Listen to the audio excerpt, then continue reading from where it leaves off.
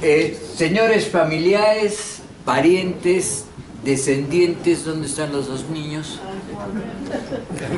Ahí está. Señoras y señores, amigos todos, gracias por asistir a este homenaje que se rinde al pintor filósofo Guillermo Barreda Delgado. Ustedes deben tal vez conocerlo mejor que yo, pero yo tengo una ventaja frente a ustedes. Estoy acá hablando. Pero tengo una ventaja frente a ustedes. Yo con él he conversado largas horas sobre arte. He dedicado mi vida a estudiar el arte y procuro hacer un lado a la amistad que le tuve para verlo con objetividad, por usar una palabra muy común. Guillermo Barreda, como habrán visto en estas pequeñas notas de las paredes, nace en un momento muy especial de Arequipa, cuando se expande y comienza a distinguirse la clase media. Una era la clase de la manufactura, de la industria. Recuerden que el año 45, a pocas cuadras de donde nace Guillermo, se inaugura en noviembre el Hospital Obrero. Había esa distinción. Años después se inauguró el Hospital del Empleado. ¿Pero por qué les cuento esto? Porque al nacer él en el límite de la ciudad ya construida y en el límite de Miraflores que estaba construyéndose, era la ampliación de la ciudad, todos los que vivieron ahí tenían el espíritu de hacer algo nuevo, de estar cambiando. Y este no es un fenómeno de un solo momento en Arequipa. Lo mismo sucede en los 60, 70, con resultados en los 90, solo hablo de pintura, en la zona de Buenos Aires, Caima, en Alto Caima, donde aparecen los hermanos Cario, el escultor Luque, el pintor Llamoca, Ronald Campanoca, como en el momento en que Guillermo está creciendo y haciéndose jovencito, en Miraflores estaban los Núñez Ureta, Víctor Martínez Málaga y sus tres hijos pintores. Entonces, comparando los dos momentos, la emergencia en las ciudades, el construir la ciudad, también obliga en alguna forma a interpretarla, y se interpreta a través del arte, en este caso de la pintura. Entonces, toda esa generación a la que perteneció Guillermo tiene mucha importancia en el desarrollo del arte, pero no está dentro de ese, feo es decir montón, dentro de ese grupo de artistas que van definiendo en los años 60 lo que se ha dado en llamar la Escuela Arequipeña de Pintura. Él sale de eso, no porque abandone el paisaje, no porque no pinte como ellos ni sienta su entorno igual, sino tenía un pequeño agregado. Él cuestionaba esa realidad que él pintaba y él cuestionaba el modo de pintar. Y como desarrolló una cultura en base a las vanguardias, a las primeras vanguardias europeas, él aplicaba los conceptos de estas vanguardias, los conceptos literarios, al arte, y lo he escuchado más de una vez decir, incluso en una conferencia en que yo participé, que era un homenaje al Greco, repetir la frase de Lautréamont del encuentro de la máquina de escribir en una sala de operaciones, ¿no? En una mesa de operaciones, que era la explicación de que el arte nacía así, de algo que no tenía que ver con la realidad inmediata ni con esa lógica.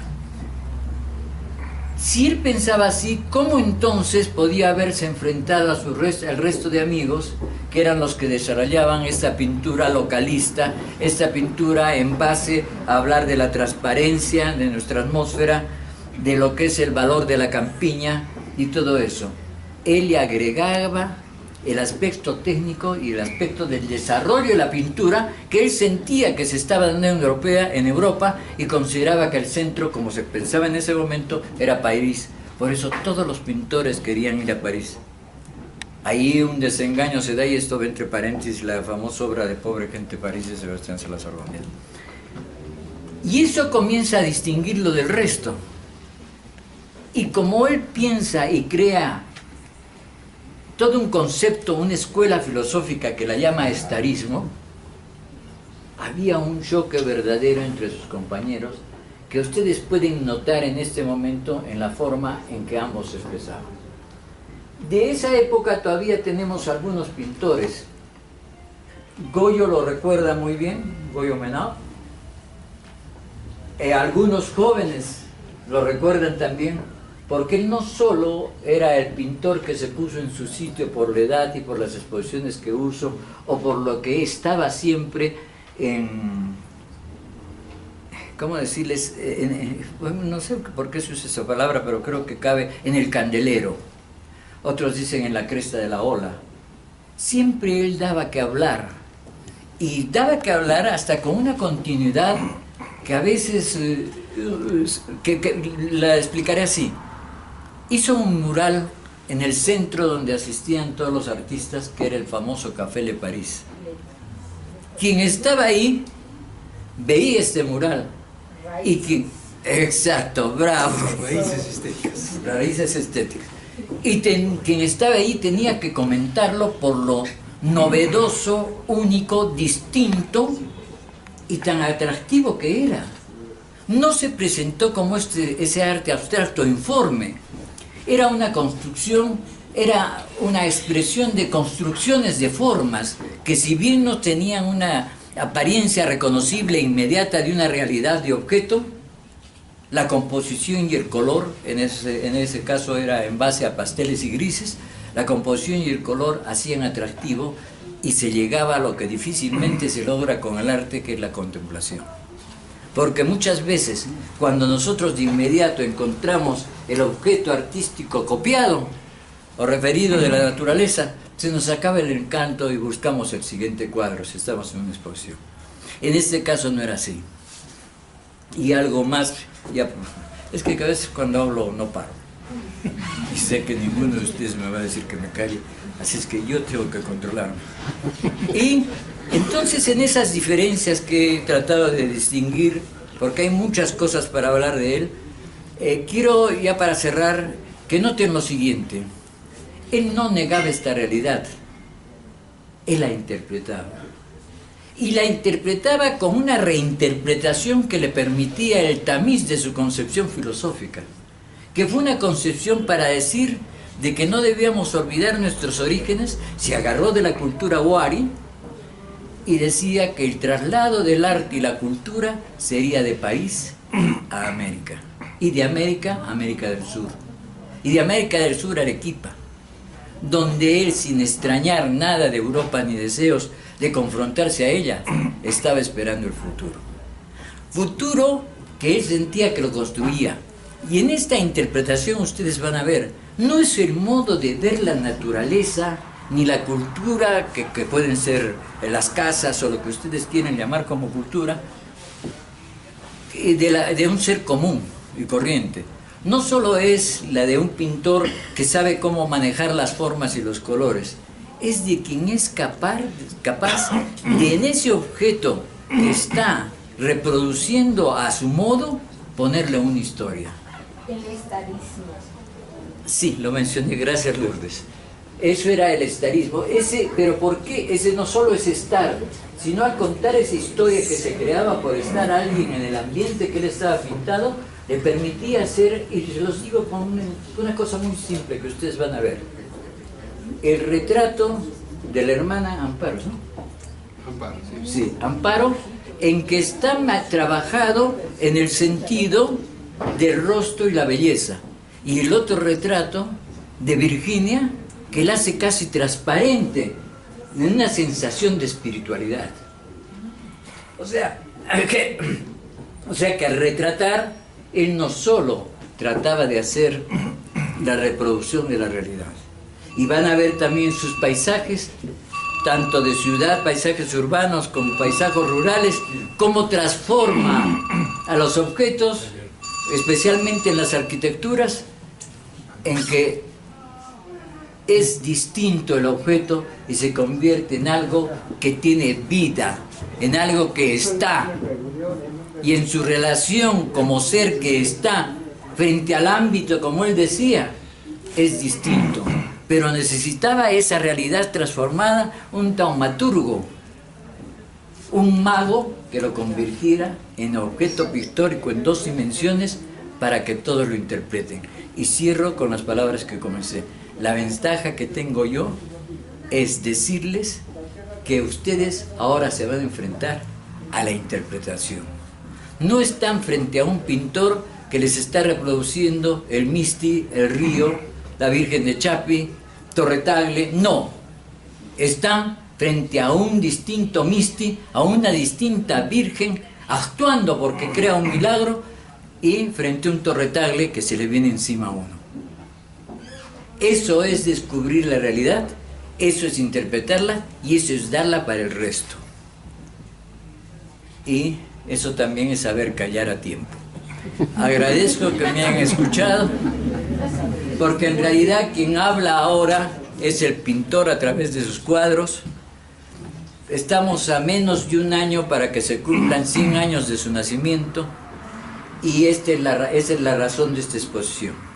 Comenzar a celebrar ese centenario. El centenario comienza en realidad cuando se cumplen 100 años y se sigue adelante. Nosotros, bueno, dada por la edad que tengo yo, y no hay ninguna garantía que llegue al 14 de agosto del próximo año, que es el centenario, es que lo hemos adelantado. Y eso entre paréntesis, pero la razón es porque uno no puede esperar que nos encuentre sin preparación el centenario y solo sean saludos a la bandera de memoria. Se trata de realmente poner en su lugar, como hemos hecho con otros pintores, a los artistas que realmente, por ser pioneros, por ser los que arrastran el carro de la historia del arte, y más aún los que aportan para la teoría del arte, que es la interpretación del arte, debemos darle su sitio, darle su lugar, para poder con orgullo decir de que no necesitamos citar artistas de fuera de Arequipa, o fuera del Perú, o fuera de Sudamérica. Comencemos por vernos a nosotros y vamos a encontrar lo que siempre buscamos, los que tenemos altas aspiraciones, altas búsquedas. Y ahora me voy a permitir, ya le he quitado seguro mucho tiempo, darle la palabra al doctor Óscar Barreda Delgado, perdón, Tamayo, es que he visto así todavía, Óscar Delgado Tamayo, perdón, Barreda Tamayo, hijo de... Oscarcito, mejor dicho. Osquita, para que a nombre de los familiares, parientes y descendientes dirija algunas palabras. No necesariamente tienen que ser de agradecimiento, porque más bien he debido comenzar pidiendo disculpas porque el doctor Lozada Tamayo no se encuentra muy bien de salud, el presidente del patronato que he invitado, y también los hijos. Y acá tengo el correo de Pablo Alcázar, el gerente Cerro Verde, quien nos auspicia el cóctel que vamos a servirnos luego, pero está con los extranjeros que han venido por Perumín. Entonces, a último momento, a las 7:45, se ha disculpado a través de un correo que no va a poder venir. Entonces, con esas disculpas, le pido a Osquita que le dirija algunas palabras como hijo del pintor homenajeado. Bien.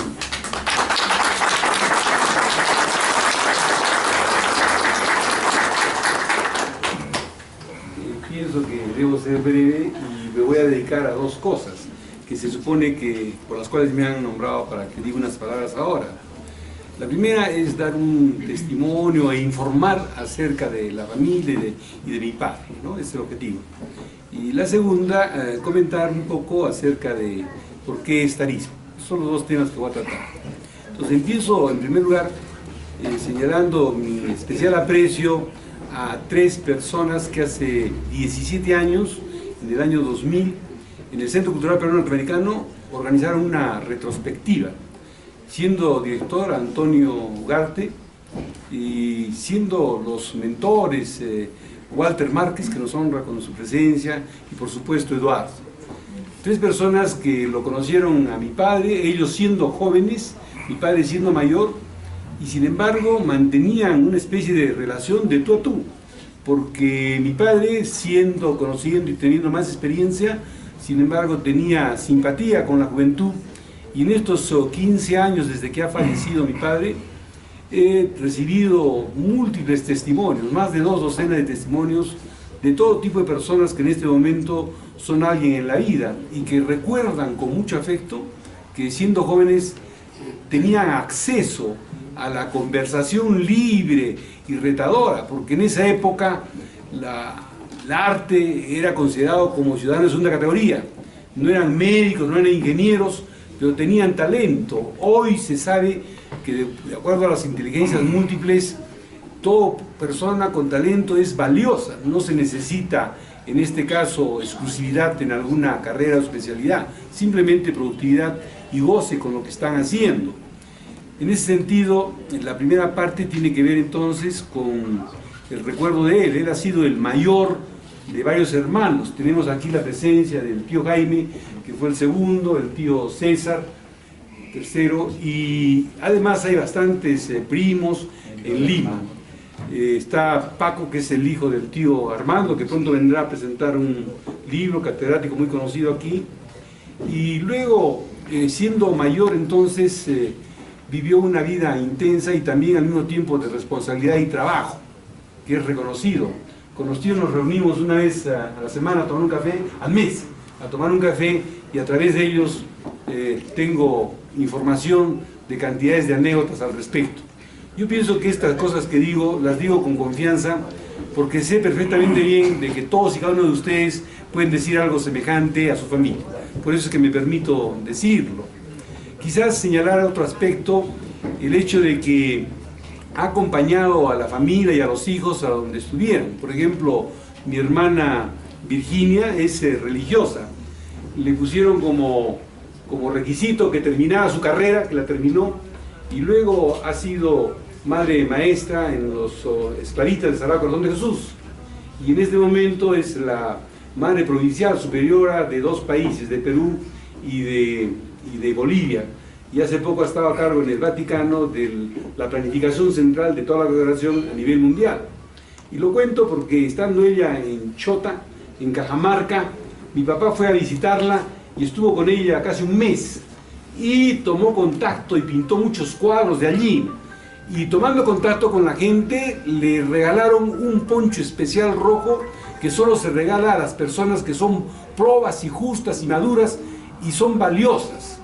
Y él, siendo extranjero, sin embargo, a través de la religión y a través de las vivencias que tuvo, se puso este poncho especial que en su autorretrato lo tiene. De tal manera que ese rojo proviene de un poncho especial que se lo regalaron en Chota cuando acompañó a mi hermana Virginia. En el caso de mi hermana Tini, trabajó un tiempo en servidora social en Pampa Cañahuas, donde está en el centro más grande del mundo, de las vicuñas, y estuve acompañándola Pampa Galeras, y en ese tiempo obviamente tomaba apuntes y pintaba de la realidad. Si ustedes van a ver todos los cuadros, los temas, son pintados de la realidad, no son de fotografías. Y ella, digamos, lo puso en contacto con todas estas experiencias, y tenemos aquí la posibilidad de ver unas hermosas vicuñas jovencitas que están pintadas allí. En el caso de mi hermano Horacio, estuvo un tiempo trabajando y sacando una maestría en el IESAL, en las buenas épocas de Venezuela, y los invitó a Trini y a mis padres a Venezuela, a Isla Margarita, y estuvo un tiempo allí. Y entonces tiene varios cuadros que trajo de Venezuela, uno de ellos el Bolívar, que está en la exposición permanente en el segundo piso aquí, junto con otro cuadro más. Y lo mismo podríamos decir de los demás hermanos, que tenemos la dicha de haber tenido un padre que, si bien nos educó, todos los fines de semana salíamos a pasear, éramos 9 a todo sitio. Y en uno de esos, en un año nuevo del 62, con mi mamá fuimos los 9 hermanos a pasar la Navidad, el Año Nuevo, perdón, ahí en Chilina, nuestro terreno, que es una especie de mirador privilegiado, porque para entrar y salir, hay que entrar y salir por el Parque Cerro Alegre, y es el primer mirador que está al frente de Yanaguara, y se ve el mirador, Caima, y se ve la plaza de armas, y se ve el río, y se ve la campiña, ¿no es cierto? Ahora el puente Chilina pasa pues a 4 o 5 metros, de allí a 12 metros, y sigue siendo un mirador privilegiado. Él, con su visión de artista, cumplió los objetivos de todas las 3 mejores características cuando uno quiere tener una propiedad inmobiliaria: ubicación, ubicación, ubicación. Y hasta el día de hoy Eduardo se quedó admirado de esa ubicación, y entrando allí ha apreciado cómo él prácticamente ha diseñado la arquitectura, los muebles, todo, y quedó encantado. Tan es así. Además la vi cuando comenzó las primeras construcciones. Tan entusiasmado está con la vida estarista que le quiso poner como subtítulo de un libro que va a sacar Guillermo Barreda, La casa del pintor. Sí. Pero ha cambiado por otro aspecto que por el pintor comenzamos. filósofo. Entonces se podría seguir más anécdotas, pero quería señalar básicamente el aspecto integral que la mayoría de nosotros tenemos con nuestras familias, y que en el caso suyo se dio con esta vida familiar de trabajo, ¿no es cierto?, pero al mismo tiempo de libertad y desarrollo de potencialidades, muchos trabajos. Cameraman de televisión, tiene una patente de las termas solares, ¿no es cierto?, en Tinteco. Y en este caso desarrolló su aspecto físico. Hay unas fotografías donde hace posiciones y ejercicios que hoy día ni se ven, ¿no es cierto? En el caso de las argollas mantenerse así, en el caso de las barras mantenerse horizontal, etcétera. Practicó la natación, diríamos el desarrollo físico también. Y luego se enamoró, se casó con mi madre, y hay una fotografía allí de su primer hijo, y fue un padre amoroso que ha cumplido las bodas de oro, y luego más hasta que murieron ambos, ¿no es cierto? Esa fidelidad. Y además ha sido un abuelo ejemplar, lo digo por mi hija Patricia, y eventualmente por mi hijo Guillermo y Álvaro. Justamente mi segundo hijo tiene el nombre de él, Guillermo Hernán, mi hermano Hernán, que está aquí, médico, que de alguna manera yo veía como mi papá, en su función tan variada de artista, de padre, de todo, se preocupaba con los nietos, estaba enamorada de mi nieta, de mis nietos, iba todos los días, los atendía, los hacía jugar, los cargaba. Y lo mismo mis hermanos que estaban en la universidad, te dije que los nombres son Guillermo Hernán y el otro Álvaro Carlos, en homenaje a ese afecto familiar. Y finalmente, respecto a esta cuestión familiar, señalar de que ha tenido, pienso yo, una vida feliz. Lo que mucha gente piensa, que los artistas son seres que de alguna manera tienen una vida mala y que se refugian en el arte. En el caso de él pienso que no, tenía buenos amigos de todo nivel. Jorge Emel era su amigo, su pata, Alberto Vega también, ¿no es cierto?, y muchos artistas más. Y además cumplía su vida familiar. Gustavo Quintanilla, su cuadro de Cristo lo llevó a Italia, y ahí tuvieron buena opinión al respecto. Pero desarrollaba todas sus facetas. Ese es lo que hemos aprendido, yo pienso, en la familia, y de alguna manera, así como en el caso de ustedes con sus familias, procuramos mantenerlo con nuestros hijos, con nuestros nietos, con nuestros bisnietos. Eso yo pienso que es la primera parte por la cual se me ha dicho que dé unas palabras. La segunda parte es referente al tema ya estrictamente técnico de por qué estarismo. Estarismo viene de estar. ¿Y por qué estar? Bueno, hay una especie de tríada, el ser, el estar y el existir, según él. Pero básicamente la noción de ser es una noción de las más antiguas que hay. 6 siglos antes de Cristo, la filosofía nace 4 siglos antes de Cristo. En los chinos ya empleaban la palabra ser. ¿Para qué? Para referirse a toda la existencia en general. Debería ser el concepto más universal.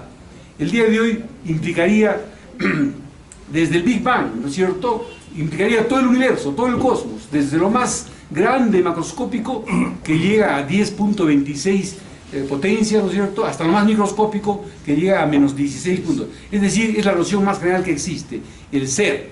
Y el ser ha sido tratado también por Aristóteles. Y luego en la Edad Media se dejó de lado, aunque el ser también incluía la noción divina, y es tomado en la época moderna nada más y nada menos que por Heidegger, en su Ser y Tiempo, y básicamente en su Carta a la Humanidad, que le he releído últimamente debido a un evento que tuvimos sobre el humanismo.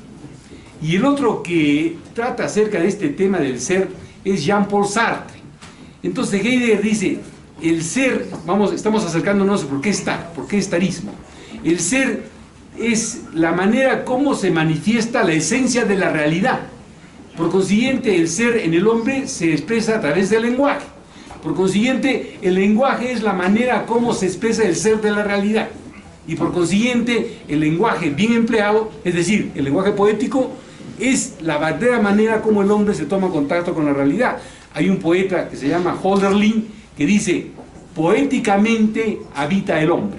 Obviamente hay buena y mala poesía. Esa es la manera como ningún otro ser se relaciona con la realidad. Es la noción de ser en el caso de Heidegger.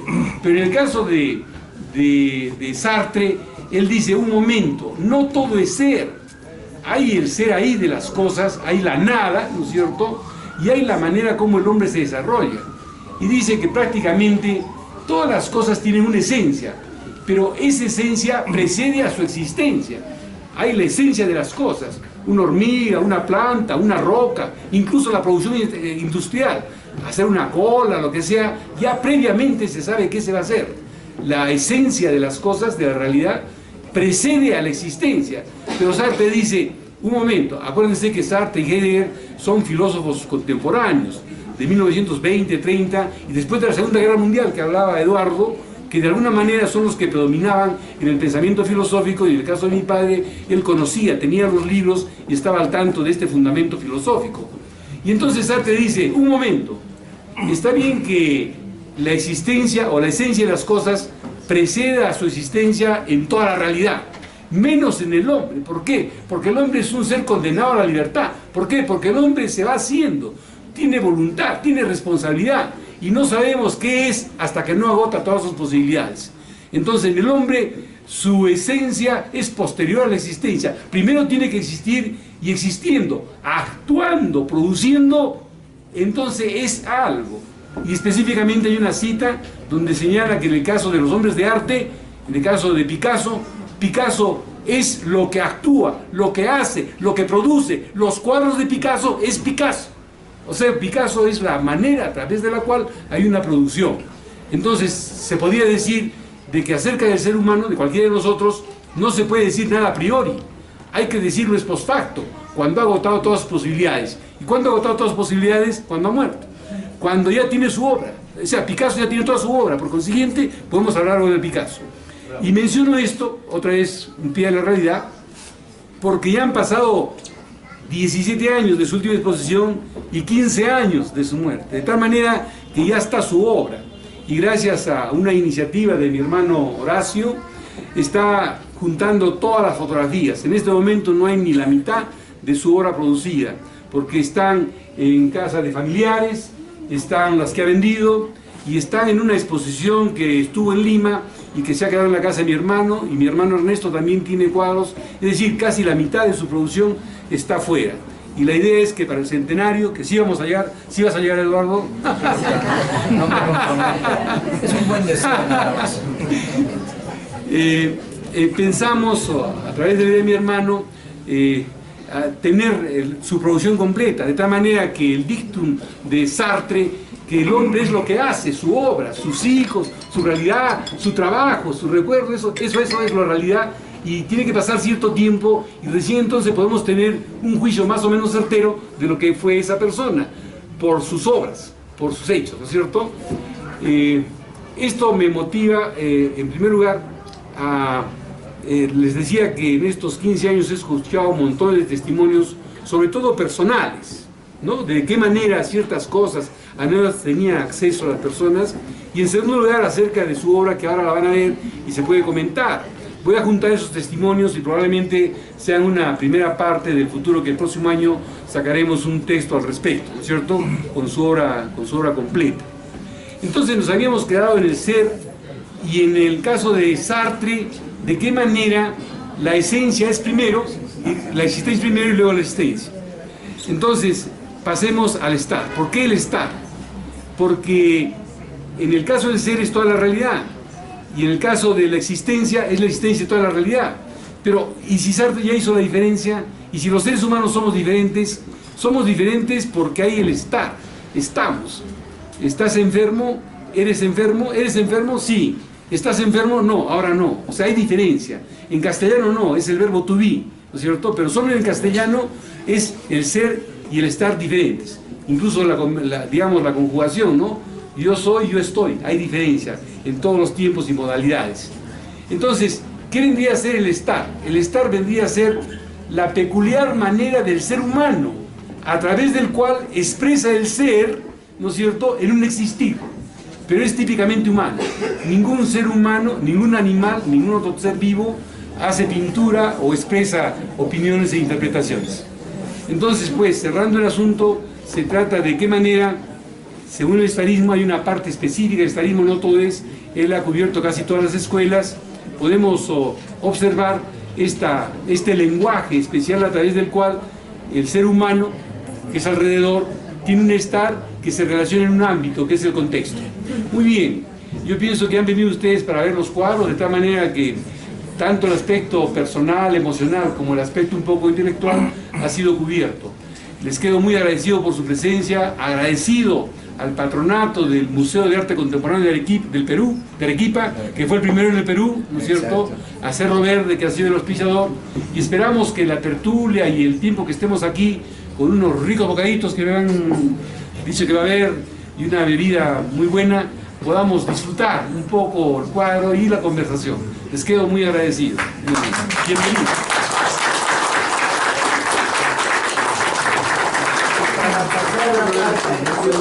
Acabamos con el protocolo, cediéndole la palabra al doctor Walter Márquez, poeta y que, como lo ha dicho el doctor Barreda, gestor también del homenaje que se le hizo en el Cultural Peruano Norteamericano.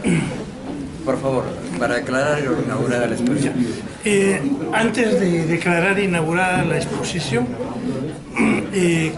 en no más de un minuto, quisiera decir que conocí al pintor Guillermo Barreda cuando yo tenía 17 años, era universitario, y entablamos una muy rápida amistad. Él me llevaba 20 años, pero fuimos grandes amigos, tomábamos café en el Café Le Paris, en el Mónaco, y en un restaurante que había en el primer piso del cine municipal por la calle Rivero. Puedo decir de esas interminables conversaciones que teníamos, que el pintor Guillermo Barreda, en primer lugar, tenía un extraordinario talento y además vivía en el mundo de la pintura y del arte. Cosa muy rara porque a veces o siempre se combina la actividad artística con otras actividades. Él estaba sumergido en ese mundo. Habrá otra oportunidad para hablar sobre su gran personalidad, sobre su enorme talento y su condición de un hombre rebelde. Era un rebelde. Entonces, a nombre del doctor Samuel Lozada Tamayo, que es el presidente del patronato, que es también a la vez un distinguido escritor y jurista, declaro inaugurada la muestra. Gracias.